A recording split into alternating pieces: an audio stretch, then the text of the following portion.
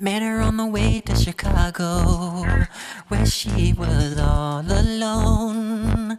And so as I saw her, asked her for a name, she smiled and looked at me. I was surprised to see that a woman like that was real into me. She said she didn't have no man, paid to give the very best she can. She told me she was all alone. Said I don't you didn't have no one. She said doesn't get enough age. At 59 and what's she gonna be? She lied to you, lied to me, 'cause she was loving me, yeah. I never would have thought she was living like that.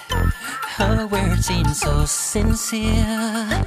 When I held her near, she would tell me how she feels. It felt so real to me. This girl, she had to be an angel sent from heaven just for me. She said